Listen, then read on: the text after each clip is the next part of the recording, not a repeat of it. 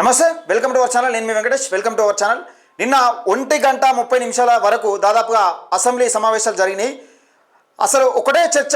మరి ఏంది చర్చ అంటే, తెలంగాణ రాష్ట్ర వ్యాప్తంగా పైన దుమారం రేపుతున్న సంచలనం రేపుతున్న వార్త ఏంటంటే, బీసీ నినాదం, బీసీలకు 42% రిజర్వేషన్ అనేది పెద్ద ఎత్తున ఒక చర్చ అంశమైంది.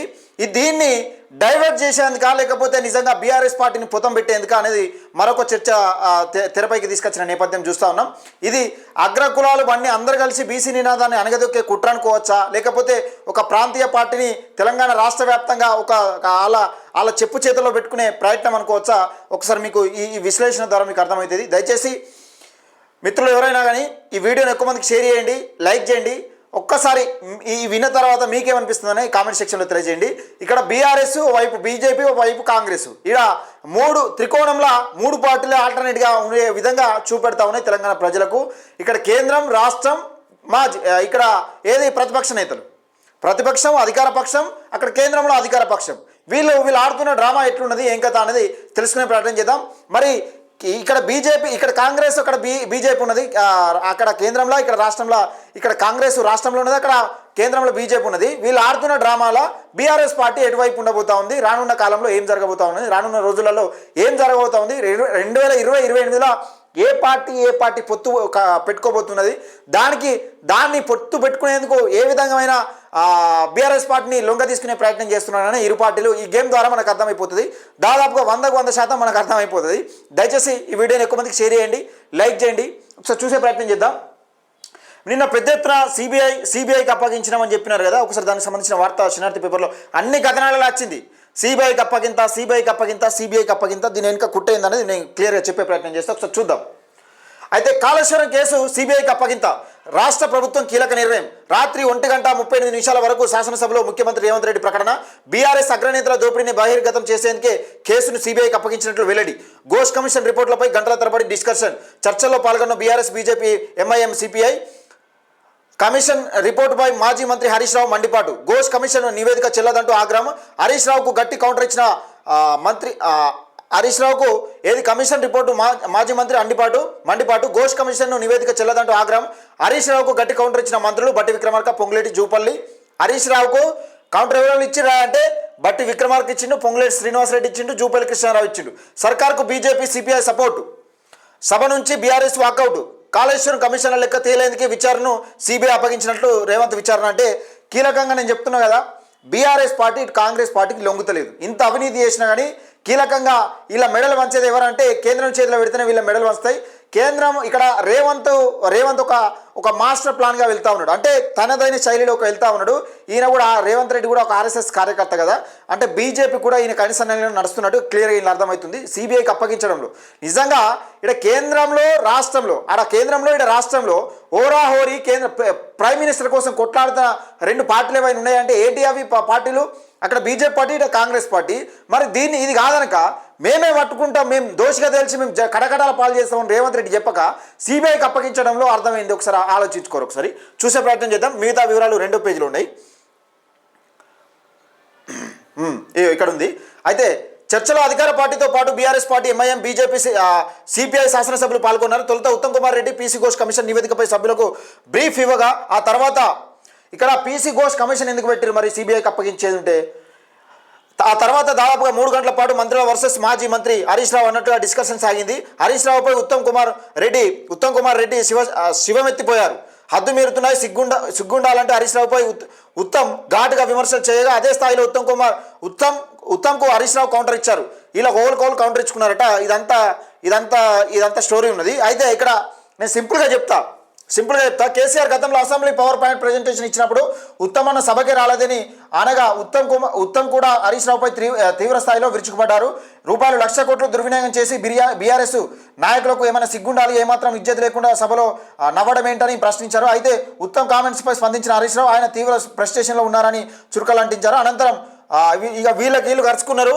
ఇక అసలు మేము తప్పే చేయలేదన్నట్టుగా బీఆర్ఎస్ పార్టీ మేము తప్పే చేయలేదు, మమ్మల్ని ఎట్లా దొరకబడతారు అనే విధంగా ఇక్కడ బీఆర్ఎస్ పార్టీ కూడా చాకచక్యంగా వ్యవహరిస్తున్నది. ఎందుకంటే బీఆర్ఎస్ పార్టీలో ఒక వర్గం కూడా బీజేపీకి దగ్గర ఉన్నది. ఇది క్లియర్ అంటే క్లియర్, 100% ఇది వాస్తవం. బీఆర్ఎస్ పార్టీలో ఒక వర్గం ఇక్కడ ఎవరితోని కేంద్రంతో కుమ్మక్కాయ ఉన్నది, బీఆర్ఎస్లో మరొక వర్గం ఇక్కడ రేవంత్ రెడ్డి చేతుల్లో కూడా ఉన్నది. బీఆర్ఎస్ను రెండు ముక్కలు చేసి ఎడన చేసి అటు కేంద్రం అంటే ఒక బండేమో ఇటుకుంచుకపోతా ఉన్నది, ఒక బండేమో ఇటుకుంచుకపోతా ఉన్నది. అందుకని దీన్ని సిబిఐకి అప్పగిస్తేనే వీళ్ళ పవర్ అంగుద్ది, అంటే వీళ్ళు చేసిన అవినీతి అక్రమాలకు అడ్డుకట్టబడుతుంది అనే విధంగా ముందుకెళ్తున్నట్టుగా ఈ పేపర్లన్నీ చూపించుకొచ్చే ప్రయత్నం చేసినాయి. కానీ ఇక్కడ జరిగే వాస్తవం ఏంటంటే బీఆర్ఎస్ పార్టీ ఒక ప్రాంతీయ పార్టీ. ఎంత కాదనుకున్నా బీఆర్ఎస్ పార్టీ తెలంగాణ ఉద్యమం కోసం పురుడు పోసుకున్నది. తెలంగాణ ఉద్యమం, తెలంగాణ సాధికారణ అంటే తెలంగాణను సాధించడమే, ప్రత్యేక తెలంగాణ రాష్ట్ర సాధికారణ లక్ష్యంగా ముందుకెళ్ళిన పార్టీ బీఆర్ఎస్ పార్టీ. ఇది 100% ఎవరైనా ఒప్పుకోవాల్సిందే. పార్టీ అధికారంలోకి వచ్చిన తర్వాత ఏం జరిగింది, ఏం కథ, కేసీఆర్ చేసిన పాలన, నియంత పాలన ఏ విధంగా ఉన్నదో ఆ అంశాలు పక్కకెడితే బీఆర్ఎస్ పార్టీ ఫస్ట్ నుంచి ఒక ఎజెండాగా పక్కగా ముందుకేంది. అంటే అధికారంలోకి రాకముందు నేను చెప్తున్నాను, బీఆర్ఎస్ పార్టీ అవినీతి చేయలేదు, అక్రమాలకు పాల్పడలేదని నేను చెప్తలేను. కానీ 100% బీఆర్ఎస్ పార్టీ అధికారంలోకి వచ్చిన తర్వాత తెలంగాణ ఉద్యమకారుల కోసం పుట్టిన పార్టీ అన్నారు, ఉద్యమకారుల పార్టీ అన్నారు, ఉద్యమం కోసం పుట్టిందన్నది, తెలంగాణ సాధికారుల లక్ష్యం అని చెప్పారు. తెలంగాణ వచ్చిన తర్వాత బీఆర్ఎస్ పార్టీ కాంగ్రెస్ పార్టీలో విలీనం చేస్తానని చెప్పిన సంగతి అందరికీ వాస్తవం తెలిసిన విషయమే. ఏది అసెంబ్లీ సాక్షిగా కేసీఆర్ కూడా చెప్పిండు, సోనియా గాంధీ ఇన్స్టెంటివ్ వల్లనే ఈ తెలంగాణ వచ్చిందని చెప్పిండు. కానీ ఎప్పుడైతే తెలంగాణ వచ్చిన ప్రత్యేక తెలంగాణ వచ్చిన తర్వాత కేసీఆర్ అటు మలుపు తిప్పి ఇటు సోనియా గాంధీ దగ్గర ఇచ్చిన మాటను తుంగలో దొక్కి దళితులను ముఖ్యమంత్రిని చేస్తా అని చెప్పి అధికారంలో వచ్చిన ఈ వార్త మాత్రం వాస్తవం, 100% వాస్తవం. అయితే ఇక్కడ తెలంగాణ రాష్ట్రం ఇచ్చి నష్టపోయిన కాంగ్రెస్ పార్టీ బీఆర్ఎస్ పార్టీని అణగదొక్కే విధంగా ఎన్ని శతవిధాల ప్రయత్నం చేస్తూ ఉంది. ఈ కార్ రేస్ అన్నారు, ఈ కార్ రేస్ అటేపోయింది, గొర్రెల స్కామ్ అన్నారు. ప్రతి ఒక్కటి కూడా బీఆర్ఎస్ను ఎన్నికల ముంగట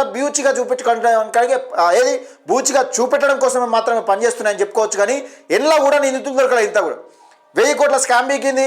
ఈ 1000 కోట్ల స్కామ్ గొర్రెల స్కామ్ అన్నారు, 1000 కోట్ల స్కామ్. ఆ స్కామ్ అని నిరూపించి వాళ్ళను అసలు జైలు ఎందుకు పెడుతున్నారో నాకు అర్థమవుతలేదు.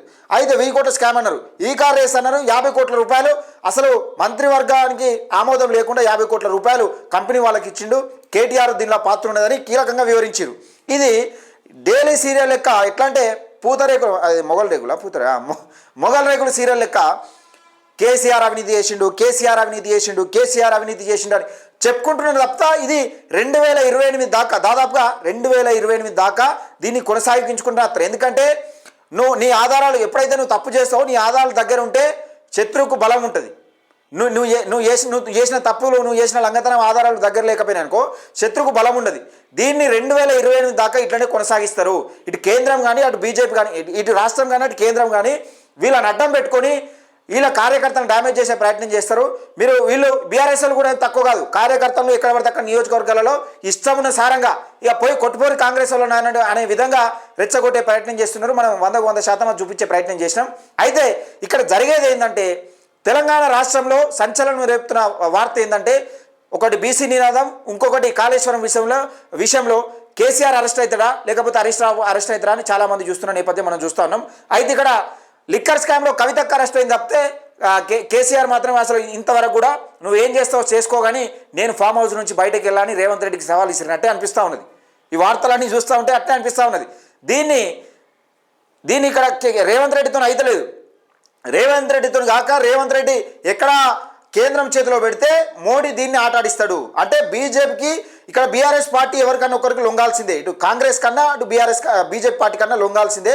అందులో ప్రయత్నంగానే ఈ సిబిఐ ఎంక్వైరీ అనేది జరుగుతూ ఉన్నది. మరి నిజంగా ఒకవేళ రేవంత్ రెడ్డికి చిత్తశుద్ధి ఉంటే నువ్వు ఈ కార్ రేస్ అన్నావు, 50 కోట్ల రూపాయలు మంత్రివర్గ ఆమోదం లేకుండా 50 కోట్ల రూపాయలు కేటీఆర్ ఇచ్చిందని చెప్పినావు. అది ఎటువైంది మరి? 1000 కోట్ల స్కామ్ అన్నావు.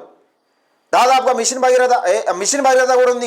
ఇంకొకటి ఇంట్లో కాళేశ్వరం విషయంలో ఒక ఇంజనీర్లు పడితేనే దాదాపుగా 500 కోట్ల రూపాయలు బయటకు వెళ్ళినాయి. 500 కోట్ల రూపాయలు ఆయన దగ్గర అవినీతి సొమ్ము వెళ్ళింది. మరి అలాంటిది కాళేశ్వరం విషయంలో ఒక ఇంజనీర్ దగ్గర ఇన్ని కోట్లు ఉంటే మరి కాళేశ్వరంలో అసలు ఈ హరీష్ రావు దగ్గర కానీ కేసీఆర్ దగ్గర కానీ ఎన్ని కోట్లు ఉండాలి? ఒకసారి అర్థం చేసుకోరి. ఈ రాజకీయ పార్టీలన్నీ బోగసు. ఈ రాజకీయ పార్టీలు ఏంటంటే ఒకరినొకరు బ్లాక్మెయిల్ చేసుకుంటున్నట్టే కనబడతా ఉన్నది. ఇప్పుడు కేసీఆర్ను లొంగ తీసుకునేందుకు కేసీఆర్ పని అయిపోయింది. కేసీఆర్ ఫామ్ హౌస్ నుంచి బయటకు రాడు, ఒకరినొకరు లొంగ తీసుకునేందుకే. అయితే బీజేపీ కన్నా నేను చెప్పినట్టు వినాలని అట అంటారు, ఇటు కాంగ్రెస్ అన్న నేను చెప్పినట్టు వినాలని ఇటు అంటారు తప్పితే బీఆర్ఎస్ పార్టీ నాయకులను ఎప్పుడైతే అవినీతి చేసిరో పెద్ద ఎత్తున ఆరోపణలు చేసి మీరు అధికారంలోకి వచ్చిన తర్వాత కాంగ్రెస్ పార్టీ ఈ హామీలను మర్చింది. ఎవరైతే అవినీతి చేసిరో అక్రమాలకు పడ్డారో పెద్ద ఎత్తున అవినీతి చేసి లక్షల కోట్లు అప్పులు చేశారని చెప్తా ఉన్నారు కదా, కాంగ్రెస్ పార్టీని రానున్న రోజులలో ఏది నమ్మకుండా పోతారు. మీరు చెప్పిన మాటలు లక్షల కోట్లు అప్పు చేసిరు. మళ్ళీ ఒక కొత్త కోణం ఏం తీసుకొస్తున్నా అంటే ఇక్కడ బీఆర్ఎస్ పార్టీ ఇంకా వీళ్ళు చేసిన తప్పని ఒప్పుకోకపోగా కాంగ్రెస్ పార్టీ ఎటు సిరంచ నుంచి కొన్ని పేపర్లలో చూస్తూ ఉన్నాం, మరి ఎంతవరకు వాస్తవం తెలియదు కానీ శ్రీరంచ నుంచి మందిని తీసుకొచ్చి ఆడ బత్తిలు పెట్టి బాంబులు పెట్టి ఏది కాళేశ్వరం ప్రాజెక్టు కుంగేటట్టు చేసిందట కాంగ్రెస్ పార్టీ. ఏది కాంగ్రెస్ పార్టీ ఎన్నికల స్టంట్ కోసం ఈ ప్రయత్నాలు చేసిందని కొన్ని ఆరోపణలు వస్తూ ఉన్న నేపథ్యం కొందరు మహానుభావులే మాట్లాడుతూ ఉన్నారు, పెద్ద పెద్ద మేధావులే మాట్లాడుతూ ఉన్నారు. మరి దానిపైన ఎంతవరకు ఏందనేది అట్లా జరిగే ప్రాసెస్ ఉండేది, వీలైనంత వరకు అట్లా జరగదని అనుకుంటున్నాను. ఎందుకంటే అదొక అంత పెద్ద కుట్ర చేయంగా కేసీఆర్ వీళ్ళని విడిచిపెట్టి అధికారం పోగొట్టుకొని వీళ్ళని విడిచిపెట్టే అంత ప్రసక్తి ఉండదు. ఎందుకంటే కేసీఆర్ అధికారంలో ఉన్నాడు, అప్పుడు 100% కేసీఆర్ అధికారంలో ఉన్నాడు. మరి నిజంగానే కాంగ్రెస్ పార్టీ దీన్ని చూపిస్తూ ప్రతి ఎన్నికల సమయంలో బీఆర్ఎస్ పార్టీని బూచిగా చూపిస్తూ ఎన్నికలకు పోయి నిజంగా ఉంటే బీజేపీ అని ఉండాలి లేకపోతే కాంగ్రెస్ అని ఉండాలి రాష్ట్రంలో అనే విధంగా ఒకవేళ ఈ ప్రయత్నాలకు ఇట్లా జరిగితే రేవంత్ రెడ్డి ఇటు మీ నేషనల్ పార్టీస్కి ఒకటే చెప్తా ఉన్నా, మళ్ళా ప్రాంతీయ పార్టీ రాబోతా ఉన్నా తెలంగాణలో. మీరు ప్రాంతీయ పార్టీలను ఇట్లా తొక్కేయాలనే ప్రయత్నం చేస్తే, అవినీతి చేస్తే, అక్రమాలు చేస్తే అరెస్టులు చేయండి. కానీ మీరు ప్రాంతీయ పార్టీ లేకుండా చేస్తాం అయితే ఉంటే బీజేపీ అని ఉండాలి, ఆర్ఎస్ఎస్ కార్యకర్తగా నేను ఇంటర్నల్గా బీజేపీ కోసం పనిచేస్తా అంటే తెలంగాణ ప్రజలేం పిచ్చోళ్ళు కాదు. నీ వ్యవహారాలన్నీ నీ కథలన్నీ చూసుకుంటే ఏం ఊరుకోరు. ప్రాంతీయ పార్టీని దొక్కేసే కుట్ర ఏమైనా జరుగుతూ ఉంటే 100% మరొక బీసీ పార్టీ రాబోతా ఉన్నది, అంటే ఒక పీసీ పార్టీ రాబోతా ఉన్నది, మరొక ప్రాంతీయ పార్టీ రాబోతా ఉన్నది తెలంగాణ రాష్ట్రంలో. దయచేసి మిత్రులారా, బీఆర్ఎస్లో పనిచేసిన కార్యకర్తలారా, బీఆర్ఎస్ నాయకులారా ఒక్కసారి ఆలోచన చేసుకోండి. మీ నాయకులు ఎంత అవినీతి చేసిరు, ఏం కథ, మీరే పొజిషన్లు ఉన్నారు, మీ నాయకులు ఏ పొజిషన్లు ఉన్నారో ఒక్కసారి అర్థం చేసుకొని మన పొలిటికల్ పార్టీ రాబోతా ఉన్నది, ఈ దిశగా ముందుకు అడుగు వేయండి, మీ భవిష్యత్తులో మారే అవకాశం ఉంటుంది. రేవంత్ రెడ్డికి ఒకటే చెప్తా ఉన్నా, నువ్వు అణచివేత ఎంతెంత చేయాలనుకుంటున్నావు బీసీ ఎస్సీ ఎస్టీ మైనార్టీల మీద, బీసీ ఎస్సీల మీద నువ్వు ఎంతెంత అణచివేసి అంత అగ్రకులాలే మాదే నడవాలనే నేపథ్యంతో నువ్వు నడుస్తావో అప్పుడు ఇంకా అణచివేత ఎంత ఎక్కువ అయితే అంత ఉవ్వెత్తున ఎగిసిపడతా ఉంటాం. తెలంగాణ రాష్ట్రంలో మరొక ప్రాంతీయ పార్టీ ఆవిర్భవించబోతోంది అతి త్వరలో. దయచేసి మిత్రులారా, మన పక్కా ఎజెండాతోని మన పక్కా ఈ అవినీతి కార్యక్రమాలకు పాల్పడకుండా ఈ అవినీతి చేసిన వాళ్ళని అంతమొందించేందుకు మన తెలంగాణ రాష్ట్రాన్ని కాపాడుకునేందుకు మరొక పార్టీతో అంటే మన తెలంగాణ పార్టీతో రాబోతా ఉన్నాం. దయచేసి మిత్రులారా, ఈ వీడియోని ఎక్కువ మందికి షేర్ చేయండి. బీఆర్ఎస్ పార్టీ ఎవరి కనసరణలో పనిచేసేందుకు బీఆర్ఎస్ నాయకులు సిద్ధంగా లేరు. ఎందుకంటే వాళ్ళకు తగినంత డబ్బు ఉన్నది, వాళ్ళు కోట్లు సంపాదించిన డబ్బు ఉన్నారు. అవసరం ఉంటే మీకు ఇసురుతామని చెప్తున్నారు. కల్వకుంట్ల కవిత లిక్కర్ స్కామ్లో అరెస్ట్ అయినప్పుడు బీఆర్ఎస్ పార్టీని బీజేపీ పార్టీలో విలీనం చేస్తారని ఈ వార్తలు కూడా వచ్చినాయి. 100% ఇది వాస్తవమే, 100% వాస్తవమే. ఇది ఆరోపణలు అంటున్నాయి, ఇది వాస్తవమే. కల్వకుంట్ల కవితనే చెప్పింది. కల్వకుంట్ల కవిత ఒక వైపు పోతా ఉన్నది, ఇటు కేటీ రామారావు ఒక వైపు పోతా ఉన్నాడు. ఈ కల్వకుంట్ల కవిత బీఆర్ఎస్ పార్టీ 2 చక్రాలు వీరి ఒక చక్రం ఇటు పోతా ఉన్నది, ఒక చక్రం ఇటు పోతా ఉన్నది. దయచేసి మిత్రులారా, బీఆర్ఎస్ పార్టీ ఇక కనుమరుగయ్యే అవకాశాలే కనబడతా ఉన్నాయి. ఎందుకంటే కనుమరుగయ్యే బదులు ఏదో దానిలో విలీనం చేస్తే బాగుంటుంది, అది అట అనే విధంగా సాగుతూ ఉన్నది. అంతేగాని తప్పితే ఒకవేళ నిజంగానే బీఆర్ఎస్ పార్టీ చేసిన అవినీతి అక్రమాలను పట్టుకోకపోతే ఇటు కేంద్రం పట్టుకుంటుందా, ఇటు రాష్ట్రం పట్టుకుంటుందా, ఇదే 2 ముచ్చట్లు. ఎవరు పట్టుకోకపోతే ఇద్దరిని పార్టీలను దొక్కే పార్టీ ఇంకోటి రాబోతా ఉన్నది. ఇది క్లియర్. దయచేసి మిత్రులారా, ఈ వీడియోని ఎక్కువ మందికి షేర్ చేయండి, లైక్ చేయండి. మన సంపద, మన తెలంగాణ సంపదను మనం కాపాడుకునే ప్రయత్నం చేద్దాం.